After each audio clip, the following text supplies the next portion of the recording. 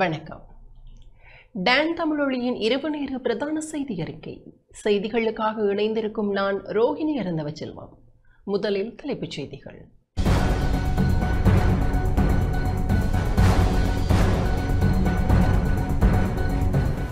வவுனியா மாநகர சபையின் சபை நடவடிக்கைகளுக்கு மேன்முறையீட்டு நீதிமன்றம் எதிர்வரும் 19ஆம் திகதி வரை இடைக்கால தடை.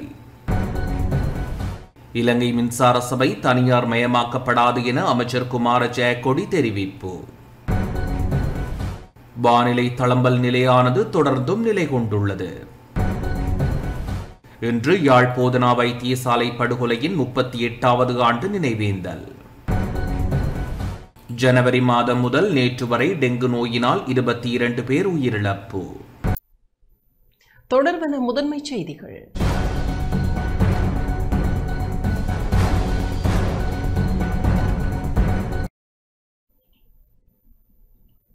வவுனியா மாநகர சபையின் சபை நடவடிக்கைகளுக்கு மேன்முறையீட்டு நீதிமன்றம் இடைக்கால தடை விதித்துள்ளது. வவுனியா மாநகர சபையின் சபை நடவடிக்கைகளுக்கு மேன்முறையீட்டு நீதிமன்றம் எதிர்வரும் 19ஆம் திகதி வரை இடைக்கால தடை விதித்து இன்று தீர்ப்பளித்துள்ளது.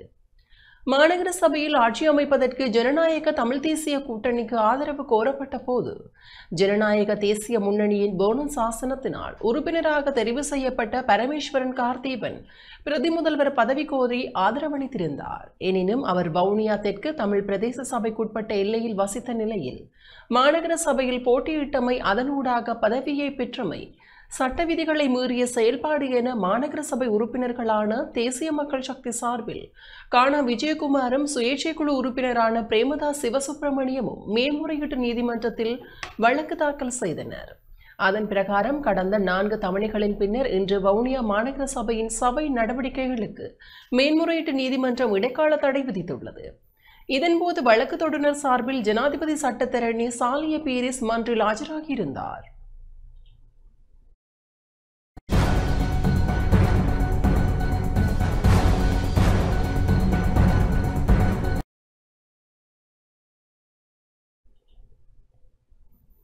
இலங்கை மின்சார சபை தனியார் மயமாக்கப்படாது என்று அமைச்சர் குமார ஜெயக்கொடி தெரிவித்தார்.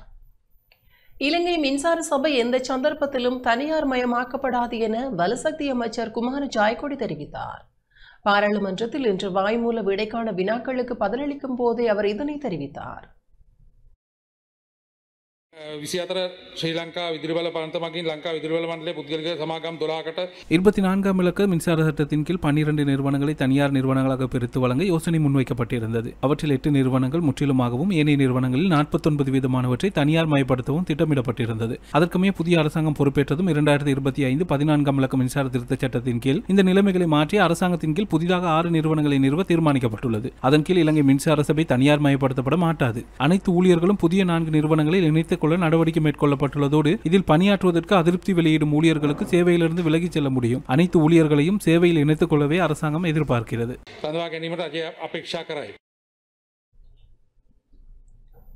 சுவசரிய ஆம்புலன்ஸ் அடையாளத்தை மாற்ற வேண்டாம் என நாடாளுமன்ற உறுப்பினர் ஹர்ஷடி சில்வா கோரியுள்ளார். சுவசரி என்ற பெயரை வைத்ததன் பின்னணியில் எந்த ஒரு அரசியல் நோக்கங்களும் இல்லை என ஐக்கிய மக்கள் சக்தியின் நாடாளுமன்ற உறுப்பினர் ஹர்ஷடி சில்வா தெரிவித்தார். பாராளுமன்றத்தில் இன்று உரையாற்றும் போதே அவர் இதனை குறிப்பிட்டார்.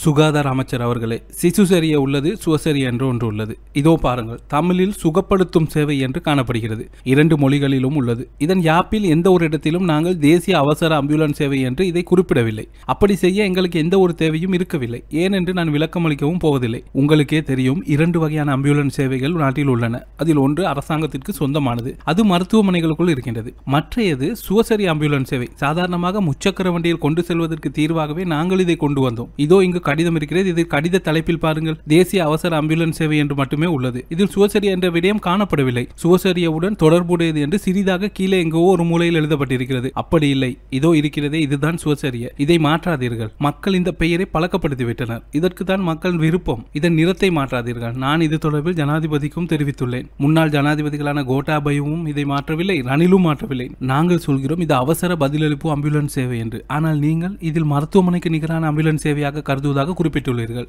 இந்த விடயத்தை நாங்கள் அன்று பாராளுமன்றில் முன்வைத்து எவ்விதமான எதிர்ப்புகளும் இன்றி ஏகமனதாக நிறைவேற்றியுள்ளோம். எனவே இதன் சேவை மக்களுக்கு தேவை. මේක තමයි ඔයගොල්ලන්ගේ අලුත් පාට කරන්න එපා. ඔය පැත්තේ හිටියා රාජසේනාරත්න ඇමතුමා හිටියා, සෞඛ්‍ය ඇමති හිටියා, රමේෂ් පත්‍රන ඇමතුමා හිටියා. ராஜித சேனாரத்ன, ரமேஷ் பத்ரன உள்ளிட்டோர் சுகாதார அமைச்சர்களாக கடமையாற்றியுள்ளனர். அவர்கள் ஆரம்பித்த எத்தனையோ வேலைத்திட்டங்களை நாங்கள் தொடர்ந்து செயற்படுத்தி முன்னோக்கி கொண்டு சென்றுள்ளோம். நாங்கள் இந்த 1990 ஆம்புலன்ஸ் சேவையை சுகாதார சேவையின் ஒரு பகுதியாகவே பார்க்கிறோம். நாட்டிலுள்ள ஆம்புலன்ஸ் சேவைகள் தொடர்பில் நாங்கள் சுகாதார பிரிவின் அவசர மருத்துவ குழுவுடன் கலந்துரையாடினோம். 1990 ஆம்புலன்ஸ் சேவையினூடாக அதிலுள்ள மருத்துவர்களின் சேவை அளப்பெரியது. அவர்களையும் இதில் இணைத்துக் கொண்டு இதை அபிவிருத்தி செய்வதற்கு தீர்மானித்துள்ளோம். நாங்கள் இதை இன்னும் நவீனமயமாக்கி அடுத்த கட்டத்திற்கு கொண்டு செல்லவே முயற்சிக்கிறோம். நான் ஹர்ஷ எம்பியுடன் விவாதத்திற்கு செல்லப் போவதில்லை. இதை அபிவிருத்தி செய்து மக்களுக்கு எந்த ஒரு அவசர நிலைமையின் போதிலும் உதவுவதற்காகவும் 1990 என்பது மக்களுக்கு நினைவில் வைத்துக் கொள்ளும் வகையிலேயே திட்டங்களை முன்னெடுப்போம். இந்த யாப்பில் உள்ள விடயங்களை மேலும் விஸ்தரித்து அதன் செயற்திட்டங்களை முன்னெடுப்போம். இதை செயற்படுத்தக்கூடிய வகையிலான குழு ஒன்றை நியமித்துள்ளேன். ஜனாதிபதி நியமித்தார். நாங்கள் யோசனைகளை வழங்கினோம். ராணுவத்தில் இருந்த ஓய்வு பெற்ற மேஜர், தொழிலதிபர், வைத்தியர், சட்டத்தரணி உள்ளிட்ட பல துறைசார் வல்லுநர்களை கொண்டு இந்த திட்டத்தை தொடர்ந்து முன்னெடுத்து செல்வோம்.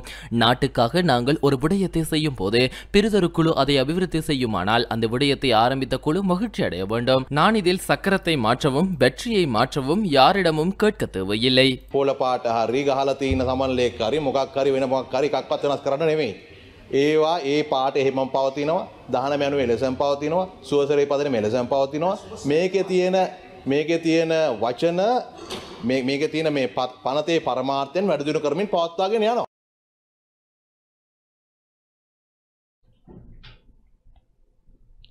வானிலை தழும்பல் நிலையானது தொடர்ந்தும் நிலை கொண்டுள்ளது.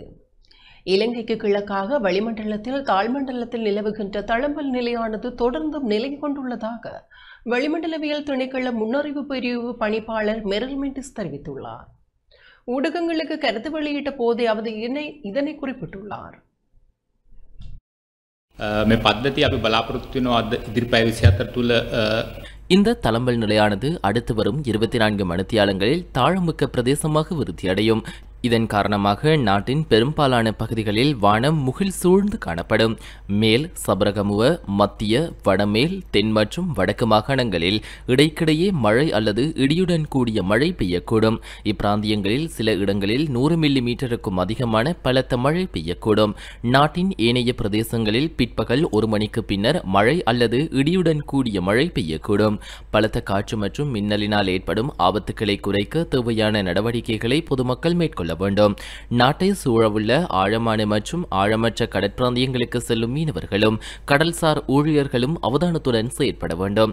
காங்கேசந்துறை தொடக்கம் மன்னார், கொழும்பு, காலி, ஹம்பாந்தோட்டையூடாக பொத்துவில் வரையான கடற்பிராந்தியங்களில் அடிக்கடி மழை அல்லது இடியுடன் கூடிய மழை பெய்யக்கூடும். විශේෂයෙන් මේ ප්‍රදේශවල ජනතාව අවධානයෙන් කටයුතු කරන්න කියන එක මතක් කරනවා.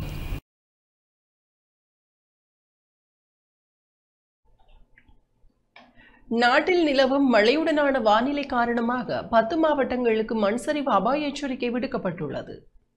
இன்றிரவு 8:30 வரை அமுலில் காணப்படும் வகையில் குறித்த மாவட்டங்களுக்கு மண்சரிவு அபாய எச்சரிக்கை விடுக்கப்பட்டுள்ளதாக தேசிய கட்டட ஆராய்ச்சி நிறுவனத்தின் சிரேஷ்ட விஞ்ஞானி கலாநிதி வசந்த சேனாதீர தெரிவித்துள்ளார். அதன்படி பதுளை, கொழும்பு, காலி, களுத்துறை, கண்டி, கேகாலை, குருநாகல், மாத்தளை, மாத்தறை, நுவரெலியா மற்றும் இரத்தினபுரி ஆகிய மாவட்டங்களுக்கு மண்சரிவு அபாய எச்சரிக்கை விடுக்கப்பட்டுள்ளது.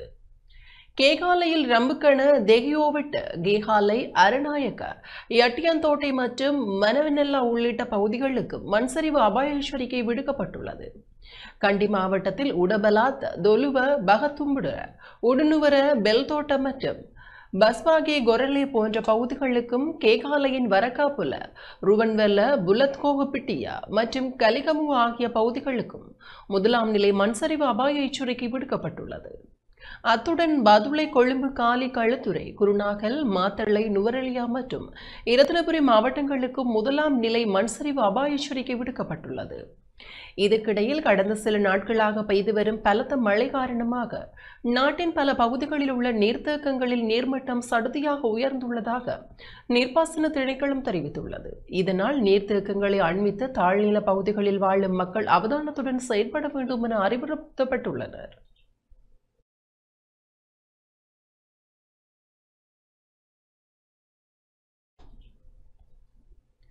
தற்போதைய சீரற்ற வானிலையால் ஏற்படும் சுகாதார அவசர நிலை மற்றும் வைத்திய உதவிகள் தேவைப்படுபவர்களுக்கு அறிவிக்க அரசு வைத்திய அதிகாரிகள் சங்கத்தால் தொலைபேசி இலக்கம் ஒன்று அறிமுகப்படுத்தப்பட்டுள்ளது.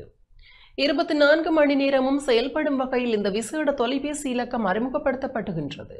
அந்த தொலைபேசி இலக்கம் 077 450 6602. சுகாதார அவசர நிலை மற்றும் வைத்திய உதவிகள் தேவைப்படுபவர்கள் எந்த நேரத்திலும் குறித்த இலக்கத்திற்கு அழைக்குமாறு அரசு வைத்திய அதிகாரிகள் சங்கம் அறிவித்துள்ளது.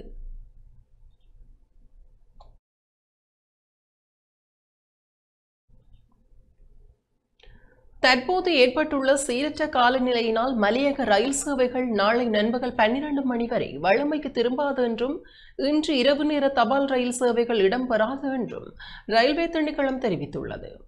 மலையக ரயில் சேவைகள் பல இன்று ரத்து செய்யப்பட்டுள்ளதாகவும் தற்போது மலையக ரயில் சேவைகள் ரம்புக்கணி வரை மட்டுப்படுத்தப்பட்டுள்ளது எனவும் ரயில்வே திணைக்களம் தெரிவித்துள்ளது. மண்மேடு சரிந்து விழுந்தமையினால் மலையக மார்க்க ரயில் போக்குவரத்து தொடர்ந்தும் பாதிக்கப்பட்டுள்ளது. இதன் காரணமாக 20ஆம் திகதி முதல் 24 ரயில் சேவைகள் ரத்து செய்யப்பட்டுள்ளதாகவும் கொழும்பு கோட்டையிலிருந்து கண்டி மற்றும் பதுளை நோக்கி பயணிக்கும் அனைத்து ரயில்களும் ரம்புக்கணி வரை மட்டுப்படுத்தப்பட்டுள்ளதாகவும் பதுளை மற்றும் கண்டியிலிருந்து புறப்படும் ரயில்கள் பேராதனை ரயில் நிலையம் வரை மட்டுப்படுத்தப்பட்டுள்ளதாகவும் ரயில்வே திணைக்களம் மேலும் தெரிவித்துள்ளது.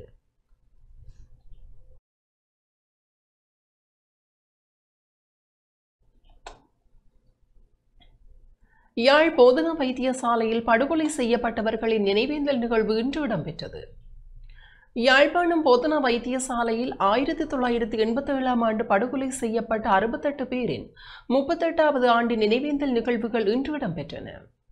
யாழ் போதனா வைத்தியசாலையில் இடம்பெற்ற நினைவேந்தல் நிகழ்வில் வைத்தியசாலையின் பணிப்பாளர் வைத்தியரான சத்தியமூர்த்தி உள்ளிட்ட வைத்தியசாலை சமூகத்தினர் மற்றும் படுகொலை செய்யப்பட்டவர்களின் உறவினர்கள் உள்ளிட்ட பலரும் கலந்து கொண்டிருந்தனர். இதன்போது உயிரிழந்தவர்களின் உருவப்படங்களுக்கு நினைவுச்சுடர் ஏற்றப்பட்டதுடன் மலர் மாலை அணிவித்து மலரஞ்சலி செலுத்தப்பட்டது. பின்னர் நோயாளிகளுக்கு சக்கர நாற்காலிகளும் வழங்கி வைக்கப்பட்டன. 1987ஆம் ஆண்டு யாழ் போதனா வைத்தியசாலையில் நடத்தப்பட்ட தாக்குதலில் வைத்தியசாலை பணியாளர்கள் 21 பேர் உள்ளிட்ட 68 பேர் படுகொலை செய்யப்பட்டதுடன் பலர் காயமடைந்தமை குறிப்பிடத்தக்கது.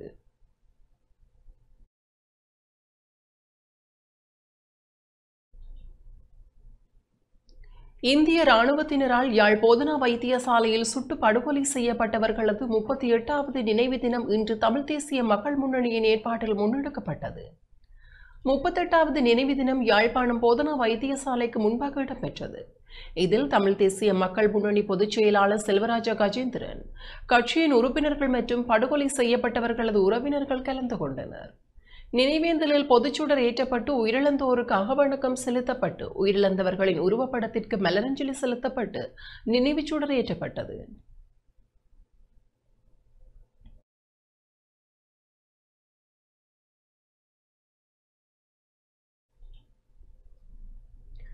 மட்டக்களப்பு வவுணதீவு போலீஸ் பிரிவில் உளவு இயந்திரம் கொடை சாய்ந்ததில் சாரதி உயிரிழந்துள்ளார்.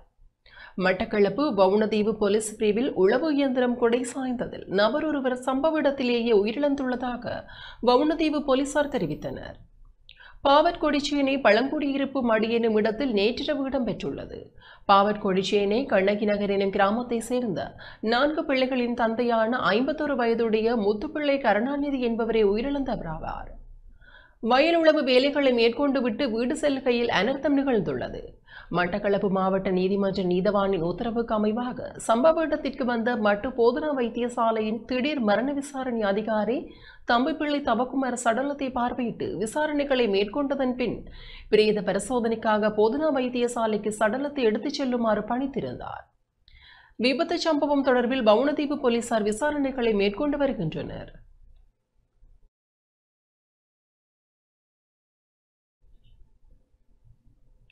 மட்டக்களப்பு களுவாஞ்சிக்குடி போலீஸ் பிரிவிற்குட்பட்ட கழுதாவளையில் இன்று இடம்பெற்ற விபத்தில் ஒருவர் உயிரிழந்துள்ளார்.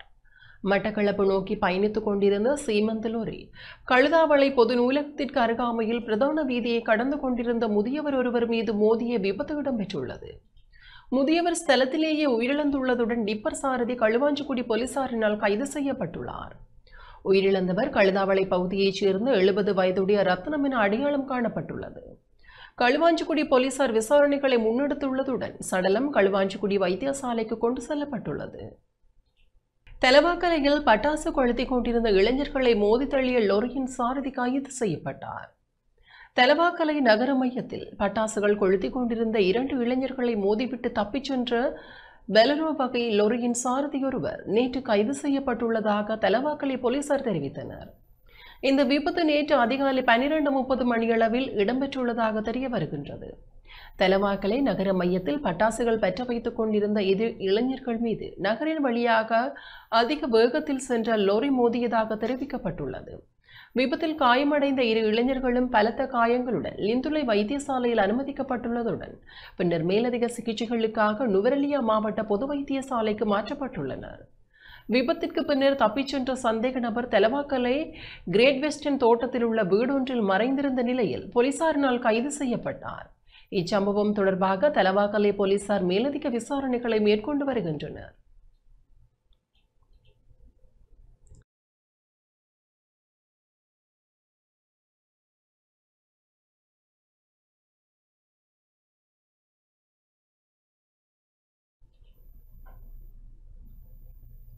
மத்திய வங்கி திருகோணமலையில் நிதியறிவு கண்காட்சியை ஏற்பாடு செய்துள்ளது.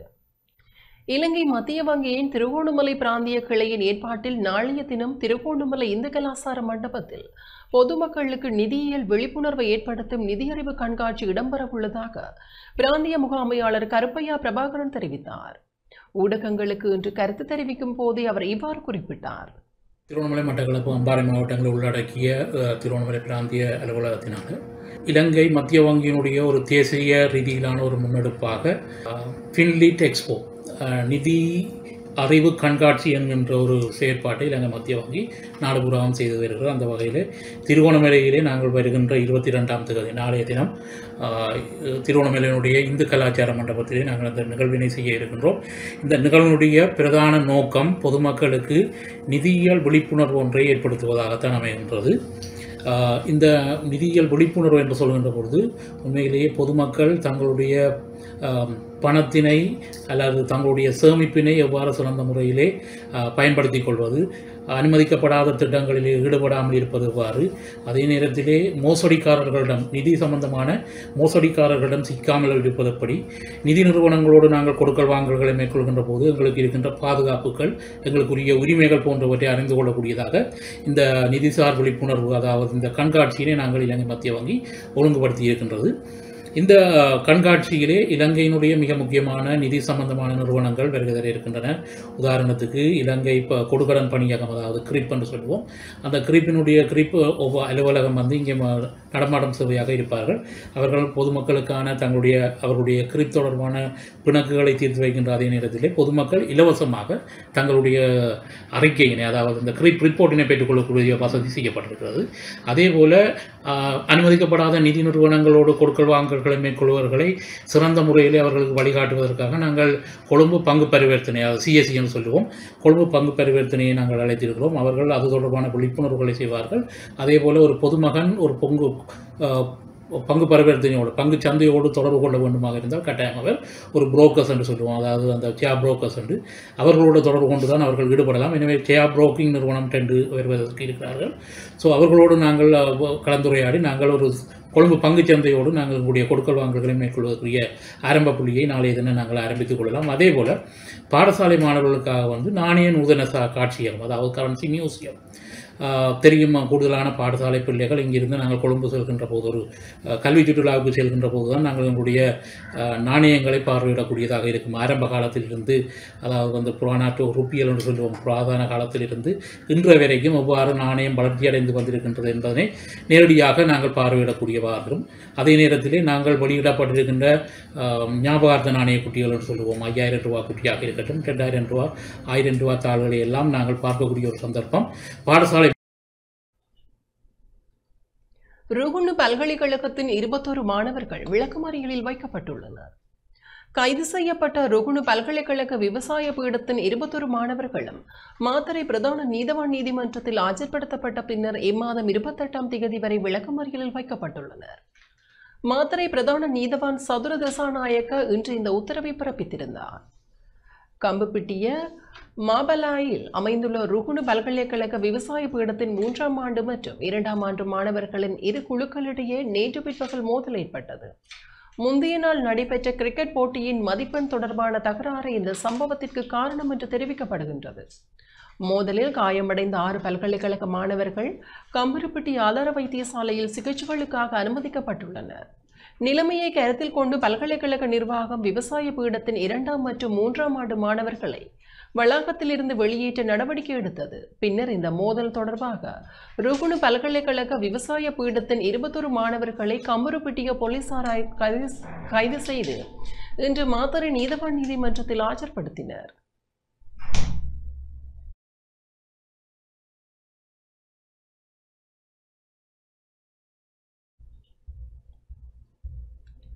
நாடாளுமன்ற உறுப்பினர்கள் நாளை இளஞ்சிவப்பு நிற ஆடை அணிந்து வர வேண்டும் என அறிவிக்கப்பட்டுள்ளது. நாளை இளஞ்சிவப்பு அல்லது இளஞ்சிவப்பு நிற ஆடைகளை அணிந்து வர வேண்டும் என்று சபாநாயகர் ஜகத் விக்ரமரத்ன இன்று நாடாளுமன்றத்தில் அறிவித்துள்ளார். நாடாளுமன்ற உறுப்பினர்கள் நாளை இளஞ்சிவப்பு அல்லது இளஞ்சிவப்பு நிற ஆடைகளை அணிந்து வர வேண்டும் என்று சபாநாயகர் ஜகத் விக்ரமரத்ன இன்று நாடாளுமன்றத்தில் அறிவித்துள்ளார்.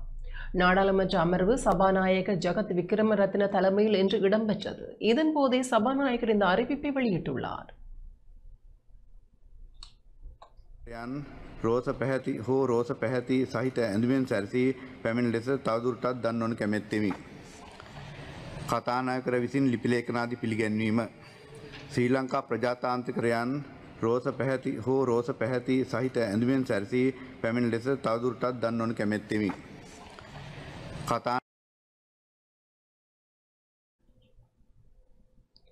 கடந்த ஜனவரி மாதம் முதல் நேற்று வரையான காலப்பகுதி வரை டெங்கு நோயினால் 22 பேர் உயிரிழந்துள்ளனர். கடந்த ஜனவரி மாதம் முதல் நேற்று வரையான காலப்பகுதி வரை 40,633 டெங்கு நோயாளர்கள் அடையாளம் காணப்பட்டுள்ளதாகவும் 22 பேர் உயிரிழந்துள்ளதாகவும் தேசிய டெங்கு கட்டுப்பாட்டு பிரிவின் சமூக மருத்துவ நிபுணர் பிரஷீலா சமரவீர தெரிவித்துள்ளார். கொழும்பு, கம்பகா, களுத்துறை, கண்டி, காலி, மாத்தறை, யாழ்ப்பாணம், மட்டக்களப்பு, குருநாகல், இரத்தினபுரி மற்றும் கேகாலை ஆகிய டெங்கு நோய் பரவுவதற்கான அதிக ஆபத்துள்ள மாவட்டங்களாக அடையாளம் காணப்பட்டுள்ளன. அதிக எண்ணிக்கையிலான உயிரிழப்புகள் இரத்தினபுரி மாவட்டத்தில் பதிவாகியுள்ளன. பாடசாலைகள், அரச நிறுவனங்கள், மதஸ்தலங்கள் மற்றும் கைவிடப்பட்ட கட்டடங்கள் போன்ற பகுதிகளில் டெங்கு நுளம்புகள் அதிகமாக இனப்பெருக்கம் செய்யும் இடங்களாக அடையாளம் காணப்பட்டுள்ளன. அதனால் நுளம்பு பெருக்கத்தை தடுக்கும் வகையில் சுற்றுப்புறச் சூழலை சுத்தமாக வைத்திருக்க வேண்டும். 2 நாட்களுக்கு மேல் காய்ச்சல் நீடித்தால் உரிய மருத்துவரின் ஆலோசனையை நாட வேண்டும் என டெங்கு கட்டுப்பாட்டு பிரிவின் சமூக மருத்துவ நிபுணர் பிரஷீலா சமரவீர குறிப்பிட்டுள்ளார்.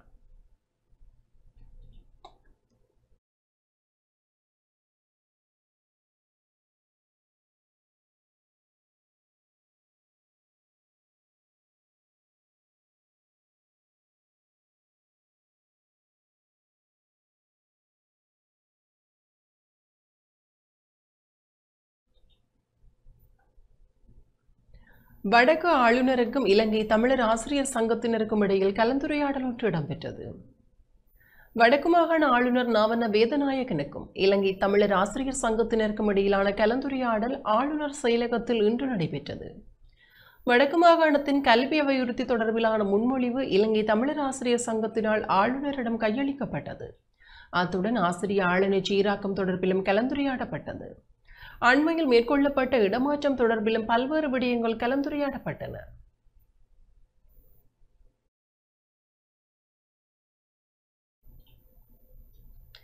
இதேவேளை யாழ்ப்பாணம் கோட்டையை சுற்றி எல்லைக்கற்களை நடுகை செய்வது தொடர்பான கலந்துரையாடல் இன்று வடக்கு மாகாண ஆளுநர் நாவண்ண வேதநாயகன் தலைமையில் யாழ்ப்பாணத்தில் உள்ள ஆளுநர் செயலகத்தில் இடம்பெற்றது. தொல்பொருட் திணைக்களத்தால் எல்லைக்கற்களை நடுகை செய்யும் பணி ஆரம்பிக்கப்பட்ட நிலையில் அந்த நடவடிக்கை நிறுத்தப்பட்டது. இந்த நிலையில் இன்று கலந்துரையாடல் நடத்தப்பட்டது. இதன்போது தொல்பொருட் திணைக்களம், யாழ்ப்பாண மாநகர சபை மற்றும் வீதி அபிவிருத்தி அதிகார சபை ஆகியன இணைந்து எஞ்சிய எல்லைக்கற்களை நடுகை செய்வது என தீர்மானிக்கப்பட்டது. இந்த கலந்துரையாடலில் வடக்கு மாகாண ஆளுநரின் செயலாளர், யாழ்ப்பாண மாவட்ட காணி பகுதிக்கான மேலதிக அரசாங்க அதிபர், நகர அபிவிருத்தி அதிகார சபையின் வடக்கு மாகாண பணிப்பாளர், வீதி அபிவிருத்தி அதிகார சபையின் பொறியியலாளர்கள், வீதி அபிவிருத்தி திணைக்களத்தின் மாகாண பணிப்பாளர், யாழ்ப்பாண மாநகர சபை பொறியியலாளர்கள், தொல்பொருட் திணைக்கள உத்தியோகத்தர்கள் பங்கேற்றனர்.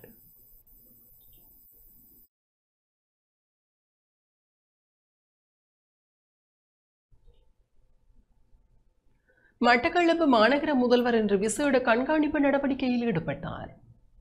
மட்டக்களப்பு பாவிக்குள் கழிவு ஓயில் நீர் செல்வது தொடர்பில் மாநகர முதல்வர் சிவம் பாக்கியநாதன் இன்று கண்காணிப்பு விஜயம் ஒன்றை மேற்கொண்டார். மட்டக்களப்பு மாநகர சபையின் இம்மாத கூட்டத்தின் போது தாண்டவன்வெளி வட்டார உறுப்பினர்களால் இலங்கை போக்குவரத்து சபையின் மட்டக்களப்பு பேருந்து சாலையில் இருந்து வெளியேறும் கழிவு நீர் பாவிக்குள் செல்வதாக சுட்டிக்காட்டப்பட்டது. இது தடுக்கப்பட வேண்டும் என்றும் அவர் கோரிக்கை விடுத்திருந்தார். இந்நிலையிலேயே இன்றைய தினம் மாநகர முதல்வர், துணை முதல்வர் மற்றும் உறுப்பினர்கள் மட்டக்களப்பு ஈப்போசா சாலை மற்றும் அதனை அண்டிய பகுதிகளில் கண்காணிப்பில் ஈடுபட்டனர். இன்று நாங்கள் எமது மட்டக்களப்பு பஸ் டிப்போ மற்றும் அதன் அருகில் உள்ள மோட்டார் பைக்கிள் சர்வீஸ் பண்ணுகின்ற அந்த நிலையம் என்பவற்றின் வடிகான்களை நாங்கள் பார்வையிட்டு இருந்தோம். உண்மையிலே அந்த வடிகான்களின் ஊடாக ஆத்தை ஒயில் கலந்த நிலையிலே நீர்நிலையை சென்றடைகின்றது. உண்மையிலே இது எமது எதிர்காலத்தில் எமது மாநகர மக்களின் சுகாதாரத்துக்கு ஒரு பெரும் சவாலாக அமைகின்ற ஒரு விடயமாக இருக்கின்றது. ஒயில்களெல்லாம் அந்த நீரோடை வழியாக ஆற்று நீரை சென்றடையும் போது அங்கே இருக்கின்ற மீனினங்களுக்கு அது சுகாதார ரீதியாக இருக்குமா என்பது ஒரு பெரிய குறைபாடாக இருக்கின்றது. அந்த மீன்களை நாங்கள் சாப்பிடுவதன் மூலம் எதிர்காலத்திலே எமது மக்கள் பல்வேறுபட்ட உடல் ரீதியான உபாதைகள், நோய்களுக்கு உள்வாங்கப்படுகின்ற ஒரு துர்ப்பாக்கிய நிலைக்கு அவர்கள் தள்ளப்படுவார்கள். இரத்தினபுரி மாவட்ட சாரணர் கிளை சங்கத்தின் 105வது வருட நிறைவு விழா சிறப்பாக இடம்பெற்றது.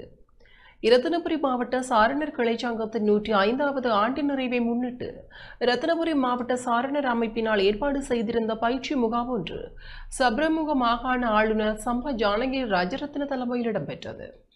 மேற்படி பயிற்சி முகாம் கடந்த 17ஆம் தேதி ஆரம்பமாகி 20ஆம் தேதி வரை குருவிட்ட மத்திய கல்லூரி மைதானத்தில் நடைபெற்றது.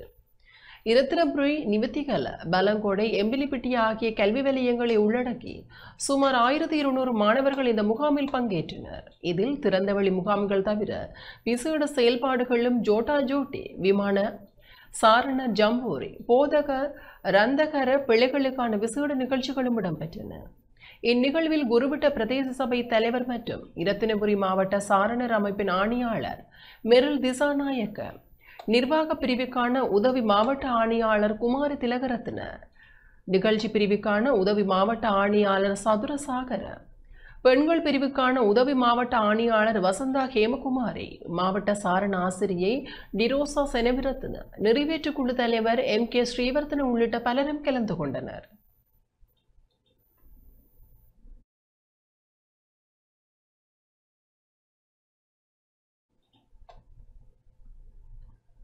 தோட்டத்தில் உள்ள சிறிய மருத்துவமனைகள் கவனத்தில் கொள்ளப்பட வேண்டும் என நாடாளுமன்ற உறுப்பினர் ரோஹித அபேகுணவர்தன தெரிவித்துள்ளார். ஒரு கழிவறை வசதிகள் கூட இல்லாத மருத்துவமனை ஒன்றை கண்டதாக நாடாளுமன்ற உறுப்பினர் ரோஹித அபேகுணவர்தன தெரிவித்தார்.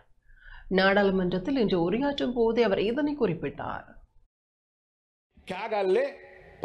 கேகாலை பசர ஒக்டோன் தோட்டத்தில் உள்ள மருத்துவமனைக்கு சென்றேன். நான் அங்கு சென்றதும் அந்த மருத்துவமனையில் உள்ள பல குறைபாடுகளை என்னால் காண முடிந்தது. அங்கு கழிவறை வசதிகள் இல்லை. 2 வைத்தியர்கள் இருக்கிறார்கள், ஆனால் அவர்களுக்கும் கூட கழிவறை ஒன்று இல்லை. எனக்கு இது பற்றி சரியாக தெரியவில்லை அமைச்சர் அவர்களே. நான் இது தொடர்பில் தேடி பார்த்தேன். தோட்டத்தின் கீழ் நிர்வகிக்கப்படுகிறது, ஆனால் அடிப்படை வசதிகள் இல்லை. எவ்வாறாயினும் இதுவும் மருத்துவமனை தான். எனவே இங்கு குறைந்தளவான மக்களே வாழ்கின்றனர். மருந்துகளுக்கும் தட்டுப்பாடு காணப்படுகிறது. நான் அங்கு 3-4 மணித்தியாலங்கள் இருந்தேன். எனது மகள் அங்கு சேவை செய்வதன் காரணமாக எனக்கு அங்கு செல்ல வேண்டிய தேவை ஏற்பட்டது. அங்கு சென்ற போதே அந்த குறைபாடுகளை நான் கண்டேன். எனவே பிரதான மருத்துவமனைகளை போன்று இவ்வாறான சிறிய மருத்துவமனைகள் தொடர்பிலும் அவதானத்தை செலுத்துங்கள். காரணம், அங்குள்ள மக்களுக்கு தனியார் வைத்தியர்களை சந்தித்து சிகிச்சைகளை பெற வசதி இல்லை. எனவே தோட்டத்தில் உள்ள மக்கள் அரச மருத்துவமனைகளுக்கு சென்றே சிகிச்சைகளை பெற்றுக் கொள்கின்றனர்.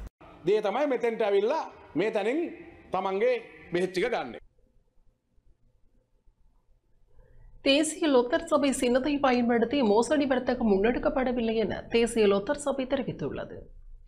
தேசிய லொத்தர் சபையின் உத்தியோகபூர்வ வர்த்தக சின்னத்தை கொண்டு எவ்விதமான மோசடியான வர்த்தகமும் முன்னெடுக்கப்படவில்லை என தேசிய லொத்தர் சபை தெரிவித்துள்ளது. தேசிய லொத்தர் சபையின் தகவல் தொழில்நுட்ப பிரிவின் உதவி பொது முகாமையாளர் அச்சல ஜெயதிலகவின் கையொப்பத்துடன் வெளியிட்டுள்ள அறிக்கையில் இந்த விடயம் தெரிவிக்கப்பட்டுள்ளது. தேசிய லொத்தர் சபையின் உத்தியோகபூர்வ சின்னம் மற்றும் பரிசளிப்பு நிகழ்வுகளை மோசடியாக முன்னெடுக்கப்படுவதாக போலி கெசினோ வியாபாரம் மற்றும் போலி முகநூல் கணக்குகள் தொடர்பில் முறைப்பாடுகள் கிடைத்துள்ளன. தேசிய லொத்தர் சபையின் சீட்டிழுப்புக்கு ஒவ்வொரு நாளும் இரவு 9:30 மணிக்கு தேசிய சுயாதீன தொலைக்காட்சியினூடாக உத்தியோகபூர்வமாக ஒளிபரப்பப்படுகின்றது.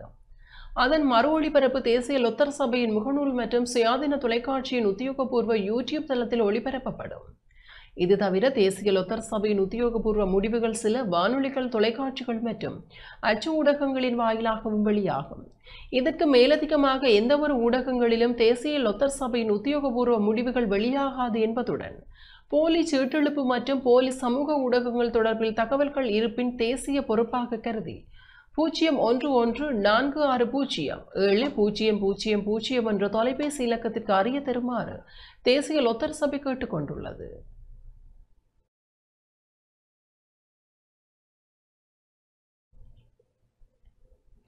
படுகொலை செய்யப்பட்ட ஊடகவியலாளர் நிமல்ராஜனின் 25ஆம் ஆண்டு நினைவேந்தல் நிகழ்வு இன்று அனுஷ்டிக்கப்பட்டது. யாழ்ப்பாணத்தில் சுட்டு படுகொலை செய்யப்பட்ட ஊடகவியலாளர் நிமலராஜனின் 25ஆம் ஆண்டு நினைவேந்தல் நிகழ்வு இன்று அனுஷ்டிக்கப்பட்டது. தமிழ் தேசிய மக்கள் முன்னணியின் ஏற்பாட்டில் கட்சியின் தலைமைச் செயலகத்தில் ஈகைச் சுடர் ஏற்றப்பட்டு அன்னாரின் திருவுருவப் படத்திற்கு மலர் மாலை அணிவித்து மலர் தூவி அஞ்சலி செலுத்தப்பட்டது. இதில் தமிழ் தேசிய மக்கள் முன்னணியின் பொதுச் செயலாளரும் முன்னாள் நாடாளுமன்ற உறுப்பினருமான செல்வராச கஜேந்திரன் மற்றும் கட்சி செயற்பாட்டாளர்கள் பங்கேற்றனர். துப்பாக்கி பிரயோகம் மேற்கொண்டு நிமலராஜனை படுகொலை செய்த நபர்கள் பின்னர் வீட்டின் மீது கைக்குண்டு தாக்குதலை மேற்கொண்டனர். இதன்போது அவர் எழுதி கொண்டிருந்த கட்டுரை மீது வீழ்ந்து உயிரிழந்துள்ளார்.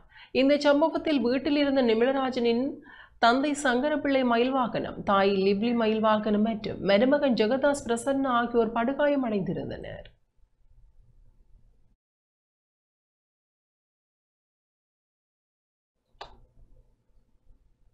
மட்டக்களப்பு சேராசிக் பரேட் வித்தியாலயத்தில் மண்முனை பிரதேச சபையின் தவிசாளர் கௌரவிக்கப்பட்டார். மட்டக்களப்பு மத்திய கல்வி வலயத்திற்குட்பட்ட ஆரியம்பதி சிகரம் சேராசிக் பரேட் வித்தியாலயத்தில் மண்முனை பிரதேச சபையின் தவிசாளர் செந்தில்குமாரை வரவேற்று கௌரவிக்கும் நிகழ்வு இன்று நடைபெற்றது. மண்முனை பிரதேச சபை தவிசாளர் பொறுப்பை ஏற்றதிலிருந்து இனமத வேறுபாடுகளற்ற சமூக நல்லிணக்கத்தை அடிப்படையாக கொண்டு மக்களுக்காக பணியாற்றி வருகிறார் என்பதற்காகவே சேர் ராசிக் பரேட் வித்தியாலய சமூகம் சார்பில் இந்த கௌரவிப்பு நிகழ்வு ஏற்பாடு செய்யப்பட்டது. பாடசாலை அதிபர் MFM ஆனிஸ் தலைமையில் நிகழ்வு நடைபெற்றது. சிகரம் கிராமத்தின் பெண் சிறுதொழில் முயற்சியாளர் சங்கத்தினரால் பொன்னாடை போர்த்தி பாடசாலை அபிவிருத்தி நிறைவேற்றுக்குழு உறுப்பினர்களால் நினைவு சின்னம் வழங்கி தவிசாளர் செந்தில்குமார் கௌரவிக்கப்பட்டார். சென்ட் ஜோன் சாம்பிளன்ஸ் மட்டக்களப்பு மாவட்ட தலைவர், மண்முனை பிரதேச சபை உறுப்பினர்கள், பாடசாலை அபிவிருத்தி நிறைவேற்றுக்குழு உறுப்பினர்கள், காத்தான்குடி பள்ளிவாயல்கள், முஸ்லிம் நிறுவனங்களின் சம்மேளன பிரதிநிதிகள் என பலரும் கலந்து கொண்டனர்.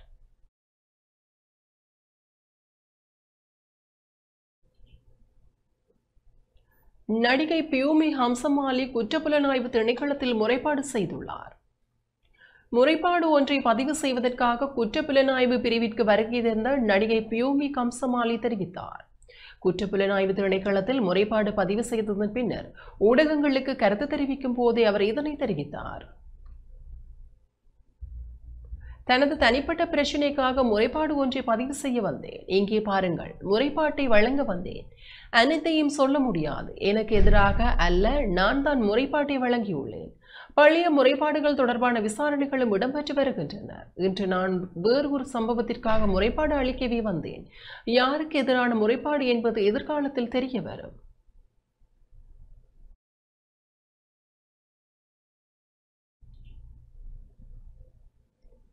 இலங்கையில் இறக்குமதி செய்யப்படும் வாகனங்களின் விலை 15 லட்சம் ரூபாய் வரை குறைவடைந்துள்ளது. ஜப்பானில் வாகன விலை குறைக்கப்பட்டதை தொடர்ந்து இலங்கையில் இறக்குமதி செய்யப்படும் வாகனங்களின் விலை 15 லட்சம் ரூபாய் வரை குறைந்துள்ளதாக இலங்கை வாகன இறக்குமதியாளர்கள் சங்கத்தின் தலைவர் இந்திக சம்பத் மெரிசிங்கே தெரிவித்துள்ளார்.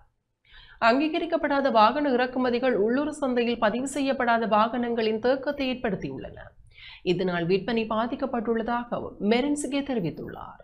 மத்திய வங்கி தரவுகளின்படி 2025 ஜனவரி மற்றும் ஆகஸ்டுக்கு இடையில் தனிப்பட்ட வாகனங்களை இறக்குமதி செய்வதற்காக 705 மில்லியன் அமெரிக்க டாலர்கள் செலவிடப்பட்டுள்ளன என அவர் மேலும் தெரிவித்துள்ளார்.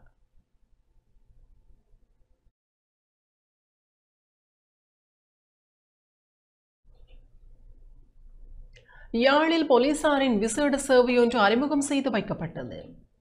யாழ்ப்பாண நகரை மையமாக கொண்டு போலீசாரின் விசேட சேவையொன்று அறிமுகம் செய்து வைக்கப்பட்டது. போக்குவரத்து பிரச்சினைகள் மற்றும் சிறு குற்றங்கள் என்பவற்றை தவிர்க்கும் வகையில் குறித்த சேவை யாழ்ப்பாண பிராந்திய சிரேஷ்ட போலீஸ் அத்தியட்சகர் ஜெயமகா தலைமையில் சம்பிரதாயபூர்வமாக யாழ்ப்பாணம் போலீஸ் நிலையத்தில் வைத்து ஆரம்பித்து வைக்கப்பட்டது. குறித்த சேவையை பெற்றுக்கொள்ள 0212222221 என்ற அவசர தொலைபேசி இலக்கத்திற்கு அழைப்படுத்து பொதுமக்கள் முறையிடுவதன் மூலம் போலீசார் குறித்த பகுதிக்கு விரைந்து வந்து பிரச்சினைகளை தீர்ப்பார் என பிராந்திய சிரேஷ்ட போலீஸ் அத்தியட்சகர் தெரிவித்துள்ளார். இதேவேளை யாழ்ப்பாண மாவட்டத்தில் உள்ள எந்த பகுதியில் இருந்தும் குறித்த இலக்கத்திற்கு அழைப்படுத்தி முறையிட்டால் அந்தந்த பகுதி போலீஸ் நிலையங்கள் ஊடாக பொதுமக்கள் மற்றும் போக்குவரத்துகளின் போது ஏற்படும் பிரச்சினைகள் தொடர்பாக உடனடி தீர்வை பெற முடியும் எனவும் தெரிவிக்கப்பட்டுள்ளது.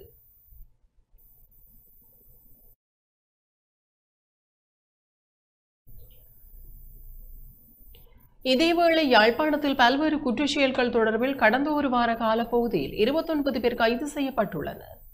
கடந்த 14ஆம் திகதி முதல் நேற்று வரை போலீசார் மேற்கொண்ட விசேட நடவடிக்கையின் போது 45 போத்தல் கசிப்பு காய்ச்சுவதற்கு பயன்படுத்தப்பட்ட உபகரணங்கள், 90 லிட்டர் கோடா, சாராயம் மற்றும் போதைப்பொருட்கள் என்பவற்றை உடைமையில் வைத்திருந்த குற்றச்சாட்டுகளின் கீழ் கைது நடவடிக்கை மேற்கொள்ளப்பட்டது. கைது செய்யப்பட்ட அனைவரும் நீதிமன்றம் ஊடாக சட்ட நடவடிக்கைக்கு உட்படுத்தப்பட்டுள்ளதாகவும் போலீசாரின் விசேட நடவடிக்கை தொடர்ந்து முன்னெடுக்கப்பட்டு வருவதாகவும் கைது செய்யப்பட்டவர்களில் 11 பேர் புனர்வாழ்விற்கு அனுப்பி வைக்கப்பட்டுள்ளதாகவும் போலீசார் தெரிவித்துள்ளனர்.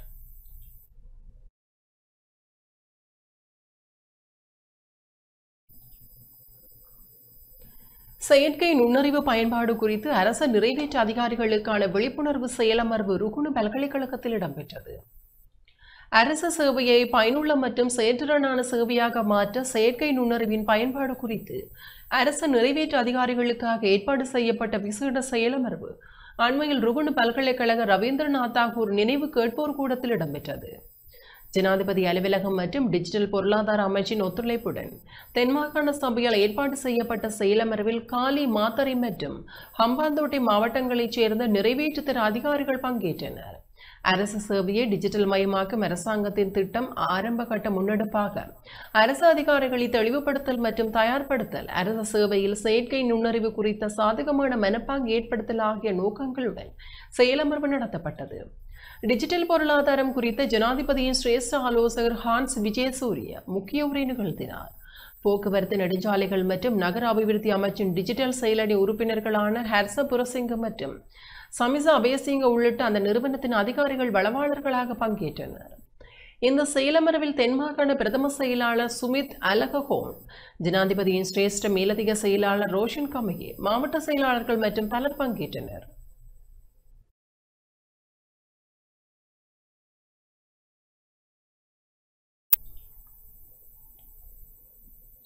நாடளாவிய ரீதியில் நேற்று போக்குவரத்து விதிமுறைகளை மீறியமை தொடர்பில் 3409 பேர் கைது செய்யப்பட்டுள்ளனர். நாடளாவிய ரீதியில் நேற்று முன்னெடுக்கப்பட்ட விசேட சுற்றிவளைப்பு நடவடிக்கையின் போது குற்றச்செயல்கள் தொடர்பில் 21 பேர் கைது செய்யப்பட்டதாக போலீஸ் ஊடகப்பிரிவு தெரிவித்துள்ளது. போலீஸ் அதிகாரிகள், ராணுவ வீரர்கள், போலீஸ் விசேட அதிரடிப்படையினர் மற்றும் கடற்படையினர் இணைந்து இந்த சுற்றிவளைப்பு நடவடிக்கையை முன்னெடுத்திருந்தனர். இந்த விசேட சுற்றிவளைப்பு நடவடிக்கையின் போது பல்வேறு குற்றச்செயல்கள் தொடர்பில் 21 பேரும், சந்தேகத்தின் பேரில் 641 பேரும், பிடியாணை உத்தரவு பிறப்பிக்கப்பட்ட 241 பேரும், திறந்த பிடியாணை உத்தரவு பிறப்பிக்கப்பட்ட 174 பேரும், மதுபோதையில் வாகனங்களை செலுத்திய 31 பேரும், கவனக்குறைவாக வாகனங்களை செலுத்திய 17 பேரும், ஏனைய போக்குவரத்து விதிமுறைகளை மீறியமை தொடர்பில் 3409 பேரும் கைது செய்யப்பட்டனர் என போலீஸ் ஊடகப்பிரிவு குறிப்பிட்டுள்ளது.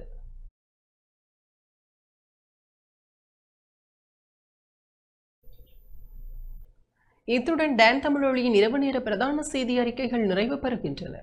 தொடர்ந்து நமது டான் செய்திகளோடு இணைந்து கொள்ளுங்கள். வணக்கம்.